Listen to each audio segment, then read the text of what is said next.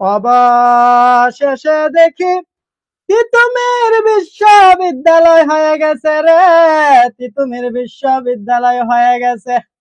এই সাইনবোর্ডটি দেখার পর আমার মনের মধ্যে বড় দুঃখ ব্যথা শুরু হয়ে গেল। কি করলাম রে, কি দুঃখ করলাম, কি ভুল করলাম জীবনে। 7 কলেজে পরীক্ষা দেওয়ার পরে রে আমরা ঢাকা কলেজে পড়ে কি ভুল করলাম।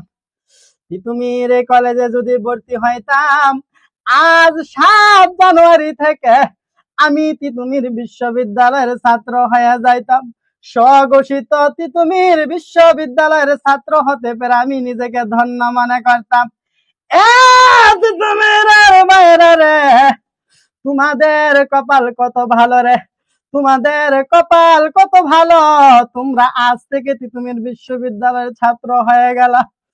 আমরা কত কিছু থেকে বঞ্চিত হইলাম। আমাদের একটা সুহাসিনী নাই, আমাদের একটা প্রিয়সী নাই, আমাদের একটা সুভাষিনী নাই, কেননা আমরা ঢাকা কলেজে পড়ি। তোমরা তিতুমির বিশ্ববিদ্যালয় হওয়ার কারণে রে আজ থেকে তোমাদের আর কোনো বাধা রইল না। অন্যান্য বিশ্ববিদ্যালয়ের মতো সুহাসিনী সুভাষিনী প্রিয়সী যারা আছে তাদেরকে সাথে নিয়ে রে তোমরা বিশ্ববিদ্যালয় লাইফ এনজয় করবা।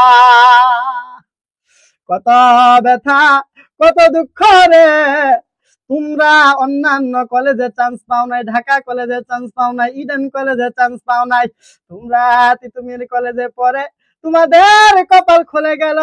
ঢাকা কলেজে পড়তে হয় না, ইডেন কলেজে পড়তে হয় নাই, অবশেষে তোমরা রে তিতুমির বিশ্ববিদ্যালয়ের ছাত্র হয়ে গেলা। আর আমরা বড় অবাগা, আমরা বড় দুঃখের সাথে আছি। আগামীকাল আমাদের 3rd ইয়ারের পরীক্ষা, কিন্তু সেই পরীক্ষাও আমাদের মাথার মধ্যে কোনো কাজ করতেছে না। শুধুমাত্র একটাই চিন্তা রে, তিতুমির বিশ্ববিদ্যালয়ের ছাত্র হইতে পারলাম না। কথা কোন ঠিক না ঠিক? তিতুমির বিশ্ববিদ্যালয়ের কাছে এখন যারা পড়তে চান অনাগত ছাত্র ভাইরা আছেন, চট্টগ্রাম বিশ্ববিদ্যালয় যদি চান্স না পান, রাজশাহী বিশ্ববিদ্যালয় যদি না চান্স না পান, কোনো সমস্যা নাই, আপনি ভর্তি পরীক্ষা দিয়ে রে তিতুমির বিশ্ববিদ্যালয়ে চান্স পায়